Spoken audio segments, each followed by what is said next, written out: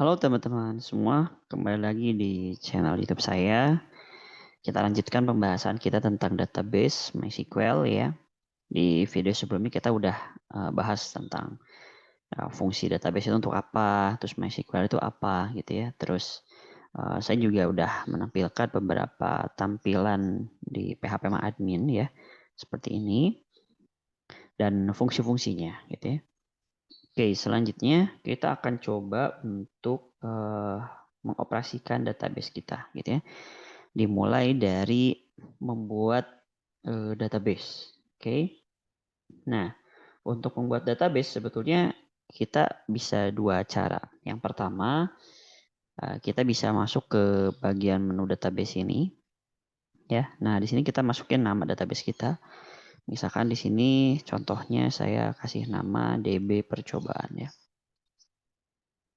Seperti ini. Nah, penulisannya sama seperti kita menuliskan sebuah variabel di script ya di bahasa pemrograman. Jangan menggunakan spasi ya. Kalau misalkan mau spasinya diganti menggunakan tanda garis bawah atau strip gitu ya. Nah seperti ini. Saya menggunakan underscore atau strip dash seperti ini. Ya, saya menggunakan underscore saja. Terus penamaannya usahakan dengan susunan huruf yang konsisten, artinya menggunakan huruf kecil semuanya gitu ya. Dan juga penamaannya sebetulnya bebas. Kalau saya di sini dikasih DB depannya untuk menandakan bahwa ini database. Sebetulnya ini nggak baku gitu ya. Kalau tanpa menggunakan DB pun nggak jadi masalah gitu. Yang jelas penamaan database itu harus jelas gitu ya. Jelas, singkat, dan ya representatif lah, mudah dipahami gitu. Ini maksudnya database apa gitu. Oke, di sini saya mau bikin, jangan percobaan deh ya. Misalkan saya mau bikin database siswa misalkan ya. Nah, saya mau bikin database yang isinya itu tentang siswa gitu ya, tentang murid-murid gitu. Nah, nanti di dalamnya kita bisa taruh beberapa tabel terkait tentang data siswa, misalkan data diri, rumah, dan sebagainya. Oke.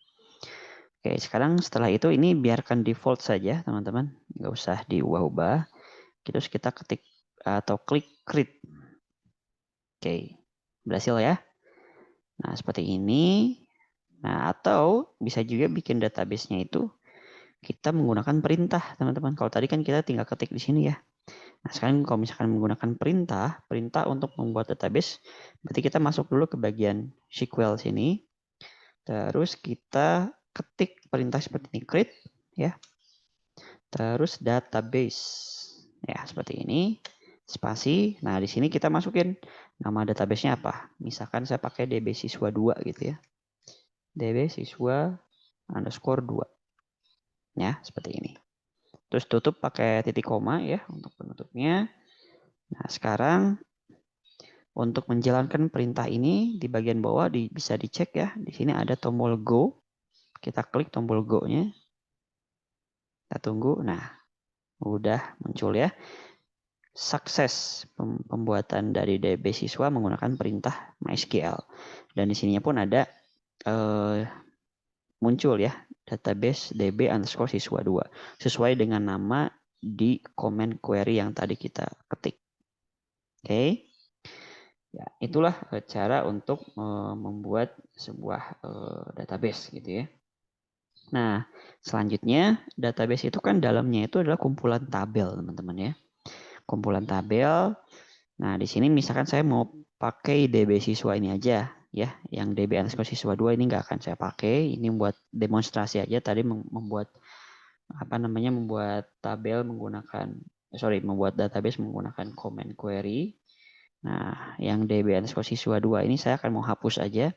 Cara hapusnya kita klik dulu DB underscore siswa 2 ya, atau database yang mau kita hapus.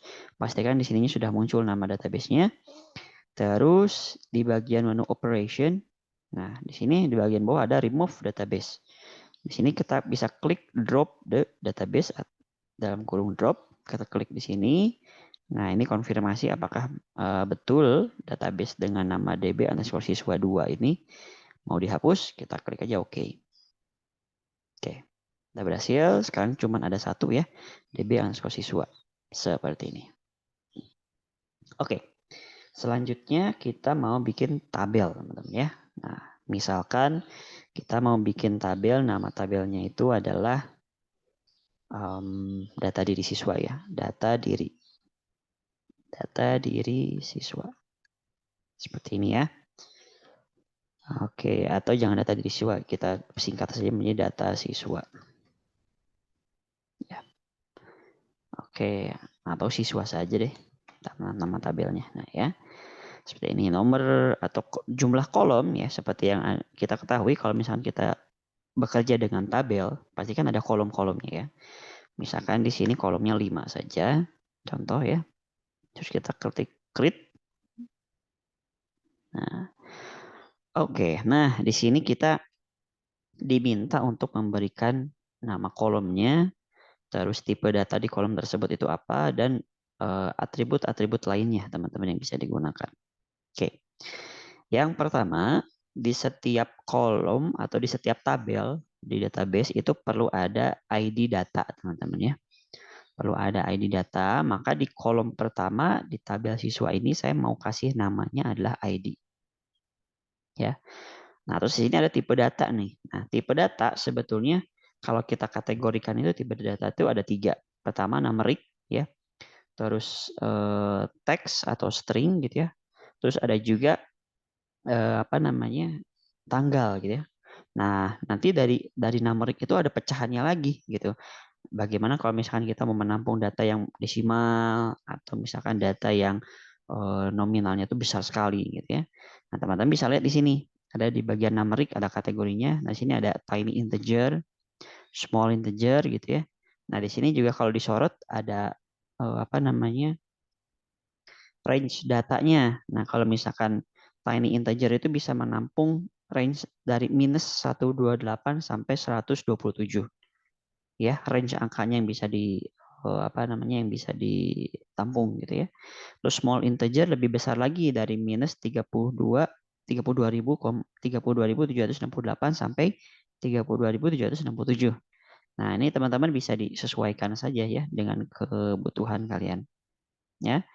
Dan di sini pun juga ada di bagian date and time ya, penanggalan, ada date untuk munculkan date saja, tanggal, ada date time, tanggal dan waktu, timestamp. Kalau timestamp ini lengkap, ada tanggal, waktu gitu ya, terus sampai menit, detiknya pun dimunculkan.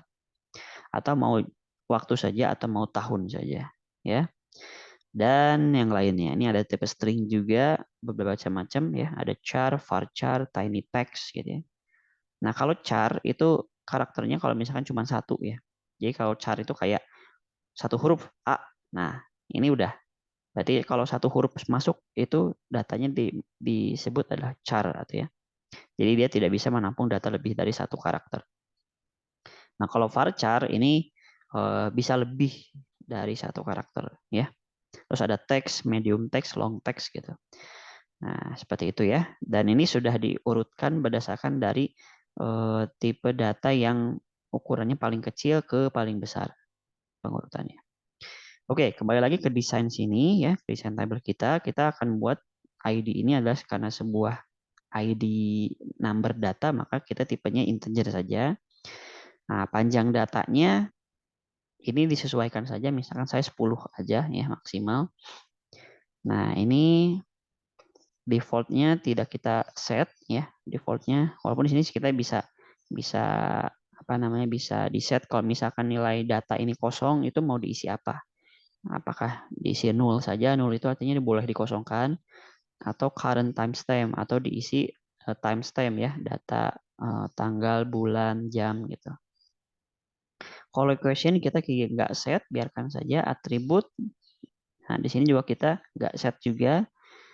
Nah, di yang ID ini karena sifatnya itu harus unik ya, artinya satu data dengan yang lain itu ID-nya harus beda-beda. Maka di sini kita set dia sebagai primary key. Ya. Kita klik OK saja, go. Nah, primary key itu adalah suatu entitas atau suatu parameter yang menandakan perbedaan antara data satu dan data dua. Kalau di kasusnya di data diri kita itu kan ada namanya NIK ya, nomor induk kependudukan. Nah, nomor induk kependudukan itu kan sifatnya unik, artinya satu orang, satu penduduk, satu ID gitu ya. Nah, kalau di istilah database ini sebutnya primary key ya, data yang sifatnya unik itu. Oke. Terus ada AI. Ini kepanjangannya adalah auto increment. Auto increment itu artinya datanya itu, data number-nya itu terus bertambah secara berkelanjutan. Jadi kalau misalkan datanya nambah, itu berarti ID-nya jadi 1. Terus kalau datanya nambah lagi jadi 2, 3, dan seterusnya. Nah, kolom ID ini kan karena dia parameter yang membedakan antara data 1 dan data 2, plus juga saya pengen jadikan ini adalah urutan datanya, maka kita centang nih auto increment-nya seperti ini. Oke. Nah, selanjutnya kita masukkan, misalkan di kolom kedua adalah nama. Nah, nama ini kita ubah menjadi varchar ya. Karena kan dia kalimat ya, pasti yang dimasukkan itu berupa teks. Nah, panjangnya misalkan saya 20 saja, 30. Terus di sini misalkan kita bisa masuk tanggal lahir ya. Saya singkat saja tanggal underscore lahir. Nah, di sini saya tipe datanya mau pakai date ya, karena kan tanggal ya. Nah, date. Terus alamat ya. Alamat ini karena kan biasanya dia panjang ya isinya ya, meliputi nama jalan, nomor rumah, kecamatan, kelurahan, kota, provinsi ya. Biasanya kan orang-orang ngetik alamat itu seperti itu. Nah, maka di sini tipe datanya saya mau pilih yang teks saja.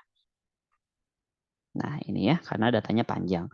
Kalau yang misalkan kira-kira lebih panjang lagi bisa menggunakan medium text atau long text ya. Nah, ini untuk ini saya rasa teks saja cukup. Nah, terakhir mungkin di kolom terakhir saya akan masukkan apa ya yang bisa kita gunakan. Misalkan, oh ya tahun angkatan misalkan ya, tahun angkatan siswa ya. Jadi dia masuknya itu tahun berapa maksudnya gitu. Nah, karena di sini kita hanya mau data tahun saja, maka tipe datanya kita ketik year. Ya, ini pilih yang year ini ya. Oke. Nah, dari sini kalau misalkan sudah cukup, teman-teman bisa langsung mengarah ke tombol save di bawah. Nah, cuman di sini saya akan coba tambahin satu lagi deh. Satu lagi data ya. Kolom, misalkan ini saya pengen tahu jenis kelamin ya. Jenis kelamin, jenis kelamin gitu ya. Nah, ini tipe datanya saya pengen isinya itu cuman satu karakter aja. Kalau laki-laki itu L gitu ya, atau pria P gitu ya, atau perempuan atau wanita itu W gitu ya.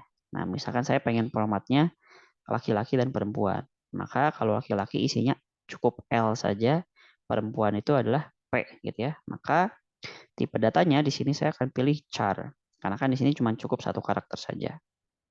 Oke. Nah, seperti itu. Oke, selanjutnya di sini ada kolom null. Nah, kolom null ini kalau misalkan teman-teman centang nih kolom null, misalkan saya centang di kolom nama null. Nah, kolom yang tercentang ya di sini dalam kasus ini adalah kolom nama. Kalau saya checklist nullnya dicentang, berarti nama ini boleh dikosongkan, teman-teman. Jadi kalau misalkan nanti saya masukin insert data tapi kolom nama itu nggak diisi, dia nggak akan error gitu. Karena kita sudah checklist nullnya yang artinya data ini boleh dikosongkan. Tapi secara default dia tidak akan tercentang.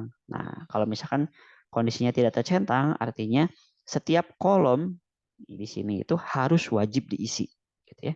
Jadi kalau nggak diisi itu dia akan muncul error data gitu di MySQL-nya. Oke. Nah, saya rasa ini sudah oke ya. Oh ya, terus satu lagi ada kolom komentar. Nah, ini kolom komentar ini sebetulnya tidak wajib diisi. Ini cuma hanya keterangan saja, gitu ya. Misalkan di sini kita perlu memperjelas kolom ini adalah kolom untuk nama, misalkan ya. Nah, seperti ini untuk keterangan aja sebetulnya dan tidak berpengaruh apapun dalam pengoperasian database. Ya. Nah, untuk kali ini saya kosongkan saja, tidak perlu ada komentar apapun. Oke, kita di sini sudah punya 6 kolom, ada ID, nama, tanggal lahir, alamat, tahun angkatan, dan jenis kelamin. Saya rasa segini cukup. Saya akan coba langsung save. Storage engine-nya nggak perlu dirubah, default saja InnoDB. Nah, saya langsung masuk ke save. Di sini ada tombol save. Kita coba generate tabelnya. Kita klik. Oke, sorry, ini ada yang masih belum masuk. Oh, ini char ya. Caranya kita tambahin 1 karakter aja. Ya, kita cek. Kalau date, text, year, saya rasa tidak perlu. Nah, kita klik. Nah, oke. Kalau misalkan semua datanya sudah lengkap, dia biasanya langsung mengeksekusi ya. Kalau tadi kan kita ada 1 kolom, yaitu kolom jenis kelamin. Kita kasih karakter, tapi panjang datanya belum di set gitu ya. Nah, nanti dia akan muncul warning ada data yang tidak lengkap. Oke, udah kayak gini, maka tabel kita sudah berhasil dibuat, teman-teman. Ya. Nah, di sini kita sudah punya 1 database, namanya database @db_siswa. Terus di bawahnya itu ada tabel dengan nama tabel siswa. Seperti ini. Ya. Oke, nah sampai sini saya harap teman-teman bisa memahami tentang apa itu database, bagaimana bikin tabel, terus kolom-kolom data itu di penamaannya bagaimana, tipe data itu seperti apa, dan atribut-atribut lainnya yang ada di database. Oke, sampai di sini dulu perjumpaan kita dalam materi tentang database dan data dan tabel. Kita akan lanjutkan di materi dan video berikutnya.